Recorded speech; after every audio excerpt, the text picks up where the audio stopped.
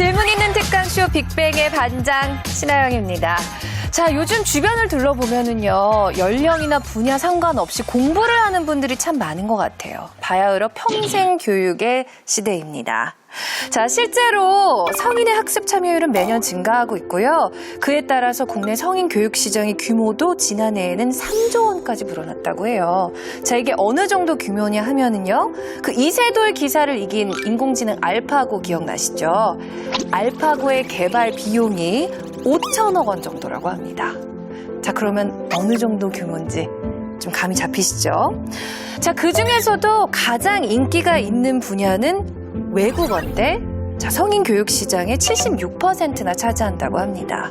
아니, 도대체 언어가 무엇이길래 다 큰 어른들이 이렇게 언어 학습에 집중을 하는 걸까요?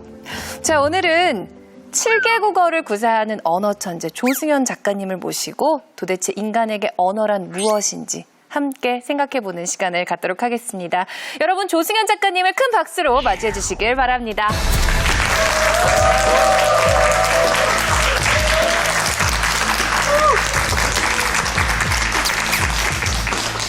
안녕하세요. 반갑습니다. 조승현 작가입니다. 잘생겼다. 고맙습니다.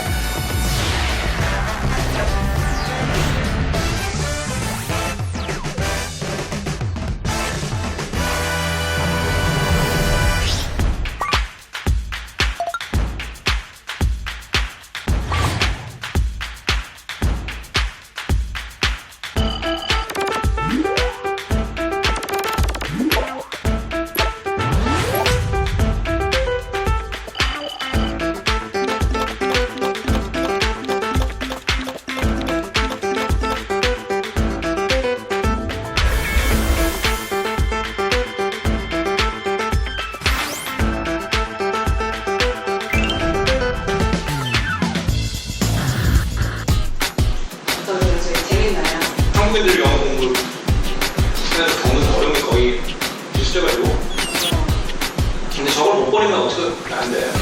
그냥 남이 뭐라고 하든 뭐 외국어 가려면 좀 깡이 있어야 되거든요. 그래가지고 어느 공을 위축돼 있는 상태에서 할 수 있는 공부 맛인데요.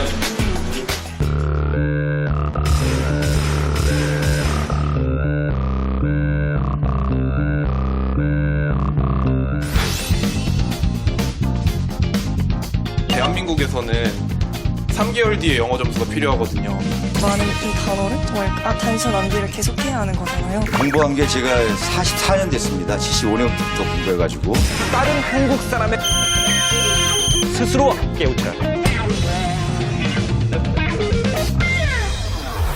제가 요즘 강의를 가서 가장 많이 듣는 질문이 이런 질문이에요. 인공지능 번역기가 앞으로 외국어를 다 해줄 건데 꼭 외국어 이거 배워야 됩니까? 당연히 배워야 됩니다. 왜냐하면 언어는 문화생활이기 때문이죠. 언어의 가장 중요한 목적이 뭐죠? 상대편의 느낌을 내가 느끼는 게 목적이죠. 그렇기 때문에 아무리 인공지능 번역기가 발전한다 그래도 말이라는 거를 다른 것이 대신해 줄 수는 없어요. 그래서 오늘 강의의 주제는 뭐냐면은 우리가 오랫동안 그 암기식 영어 공부 때문에 언어라는 거, 외국어라는 거를 문화생활로 즐기는 방법을 잃어버렸거든요. 그래서 왜 우리가 이걸 잃어버리게 됐고, 어떤 우리나라의 역사 때문에 우리가 이걸 잃어버리게 됐고, 또 왜 영어가 또는 외국어 공부가 문화생활인지 이렇게 두 파트로 나눠가지고 얘기를 해보려고 합니다. 자, 준비되셨나요? 네, 시작하겠습니다. 자, 우리가 영어를 잘해요, 못해요? 한국인들이? 잘해요. 자, 어떤 분들은 잘한다 생각하시고 어떤 분들은 못한다고 생각을 하시죠. 사실 어떻게 보면 잘해야 됩니다. 왜냐하면 전 세계에서 우리나라처럼 영어에 많은 시간과 돈을 투자한 나라가 없기 때문이죠. 잘해야 돼요. 그죠? 여러분 부모님들이 어렸을 때부터 먹을 거 못 먹고 입을 거 못 입고 가르쳤어요. 예를 들어서 일본인들은 확실히 영어를 못합니다. 근데 그들은 당당한 면이 있어요. 왜냐하면 안 했거든요. 공부를 안 해서 뭔가를 못하는 것처럼 당당한 게 없습니다. 근데 내가 어렸을 때 놀 거 못 놀고 문화생활 할 거 못하고 부모님이랑 아름답게 대화하면서 식사 한번 못하고 공부를 했는데 실력이 안 나온다. 그거는 이제 화가 나는 일이죠. 그래서 객관적으로 이제 얼마나 한국인들이 영어를 잘 하는지 못하는지 일단 수치를 좀 볼게요. 이 ETS에서 한국인들의 영어 실력을 전 세계에 랭킹을 냈습니다.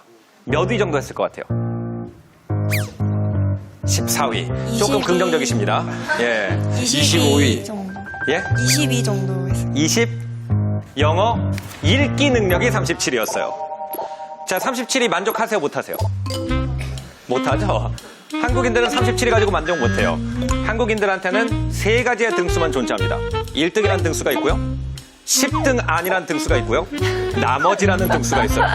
그러니까 37위는 숫자가 중요하지 않아요. 일단 나머지기 때문에 만족을 못합니다. 그죠? 근데 우리가 우리 스스로의 능력을 비교할 때 누구랑 비교할지를 굉장히 조심해서 골라야 됩니다. 그러면은 미국이나 영국과 같은 어순과 비슷한 언어 구조를 가지고 있는 유럽 국가들이 EU 멤버국만 해도 27-1이죠. 영국이 나갔으니까. 27개, 26개 그 정도가 있으니까 그걸 다 빼고 보면은 우리는 10위 안에 들어간다는 뜻이 됩니다. 그러니까 읽기는 상당히 잘한다는 거예요. 우리나라가 읽기를 얼마나 잘하냐? 몇 년 전만 해도요. 우리나라가 세계에서 두 번째로 미국 박사를 많이 배출하는 나라였습니다. 그 정도로 우리나라가 읽기를 잘해요. 근데 이제 문제는 왜 우리가 그렇게 읽기를 잘함에도 불구하고 영어를 못한다고 느끼냐면요. 전 세계에서 우리나라만큼 읽기 실력과 말하기 실력의 격차가 큰 나라가 없어요. 우리의 읽기 실력은 세계 37인데 우리의 말하기 실력은 세계 121입니다.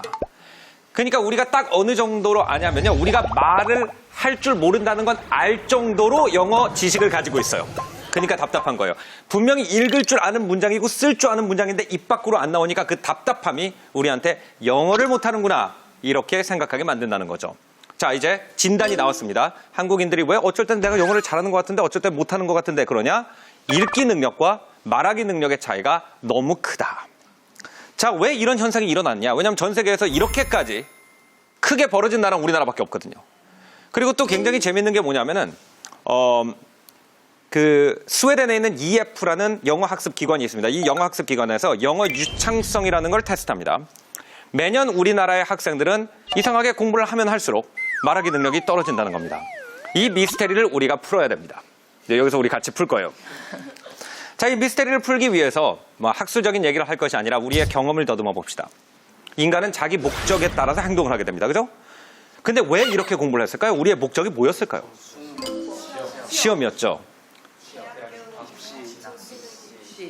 입시. 자, 입시라는 게 진학, 취업. 뭘까요? 취업. 자, 이걸 갖다가 조금 더 근본적으로 인문학적으로 풀어볼게요. 모아가지고 한번 관통을 해보자는 거죠. 자, 어느 나라에나 그 나라만의 사회 계급을 정하는 방식이 있습니다. 예를 들어서 귀족 사회 같은 경우에는 태어나는 순간 자기 사회 계급이 정해져요. 근데 우리나라 사회 계급은 언제 정해지냐면요. 대학 입시의 결과가 나오는 순간 정해집니다. 그렇기 때문에 우리나라에서 영어가 어떤 역할을 하게 됐느냐 하면요. 묘하게도 외국인과 소통을 하는 역할을 가지게 된 게 아니라 우리끼리 서열을 정하는 데 쓰게 됐던 거예요. 다시 말하면 우리가 외국어를 공부할 때 우리는 외국인을 염두에 두고 공부를 한 게 아니라 옆에 있는 다른 한국 사람을 염두에 두고 공부를 했다는 겁니다. 목표가 잘못됐으니까 열심히 걸어갈수록 어떻게 됩니까? 목표지와 멀어지는 거죠. 어떻게 보면은 뻔한 결과인지도 몰라요. 우리나라에서는 영어라는 것이 소통의 도구가 아니라 계급 상징입니다. 계급 상징은 굉장히 오묘한 거죠. 계급 상징은 대체로 쓸데없는 물건이죠. 계급 상징은 양날의 칼입니다. 너무 잘해도 안 되고 너무 못해도 안 됩니다. 우리나라에서 영어가 그래요. 잘해도 손해, 못해도 손해. 그럼 가장 안전한 게 뭐죠? 가만히 있는 거예요. 한국인들이 영어 말하기를 왜 못하냐? 못하는 게 아니라고 저는 생각합니다. 안 하는 거라고 생각해요. 왜냐하면 이렇게 해도 손해를 보고 저렇게 해도 손해를 보기 때문에 그냥 안 하는 것이 가장 안전한 방법인지도 몰라요. 그러면 이제 우리나라에서 영어가 계급 상징이 됐기 때문에 일어나는 또 하나의 현상이 있습니다. 발음에 유난히 집착을 합니다. 근데 잘 생각을 해보세요. 영어가 계급 상징이죠. 근데 대부분의 한국인들이 남이 하는 영어의 수준을 그 컨텐츠로 파악할 수 있는 능력이 있습니까? 없습니까? 어떤 사람이 영어를 하는데 저 사람 재치 있다. 저 사람 똑똑하다. 저 사람 굉장히 말솜씨가 좋다. 이거 평가할 수 있어요? 없어요? 없죠. 그러면 근데 계급 상징은 어때요? 드러나야 돼요? 자기만 알고 있으면 돼요? 드러나야 되죠. 그러면은 내용이 드러나지 않는다면 영어를 잘 못하는 사람이 봐도 저 사람 영어 잘한다라고 한 번에 알아차릴 수 있는 게 뭐죠? 발음이죠. 이게 영어가 계급 상징이 됐기 때문에 우리가 영어라는 거에 대해서 이 물체에 대해서 느끼는 엄청난 스트레스예요. 그래서 언어를 문화생활로 즐기는 걸로 복구하는 방법 중에 하나가 뭐냐면은 첫째, 다른 한국 사람의 눈을 신경 쓸 필요가 없다는 걸 스스로 깨우쳐야 돼요. 영어는 나와 내가 얘기하고 있는 외국인 사이의 문제입니다. 그 사람이 알아들었으면은 영어를 잘 한 거예요. 옆에 있는 사람이 네 발음이 어떻다, 문법이 어떻다 얘기하면 다 무시하세요. 그 사람이랑은 한국말로 말하면 됩니다. 그 사람이랑 말하려고 한국어 배운 거 아니에요. 그죠? 첫 번째, 그게 굉장히 중요한 것 같고요. 두 번째는 뭐냐면은 만약 영어에 대해서 계속 스트레스를 느끼신다면 다른 언어를 공부해 보세요. 압박이 없는 언어. 그것이 내 취업이라든지 아니면은 성적에 도움이 되지 않는 언어. 프랑스어나 스페인어 같은 거를 공부해 보시면은 내가 언어를 이렇게 잘했어 하면서 깜짝 놀랄 거예요. 그게 왜 바로 몸으로 다가오냐면요. 영어는 어디 가서 했는데 엄청 잘하지 않잖아요? 그럼 사람들이 그래? 영어 잘하는 줄 알았는데 저 정도야? 이런단 말이에요. 근데 프랑스어를 하잖아요. 그럼 어디 가서 봉주, 코모사바 이 얘기만 해도 우와! 그래서 그 즐거움을 가지고 막 펌핑이 돼가지고 공부를 하기 시작했을 때 이것이 컴퓨터에 맡기기엔 너무 아까울 정도로 재밌다라는 생각을 하게 되실 거라고 생각합니다. 1부 강연 여기서 마치겠습니다. 네. 감사합니다. 자, 여러분.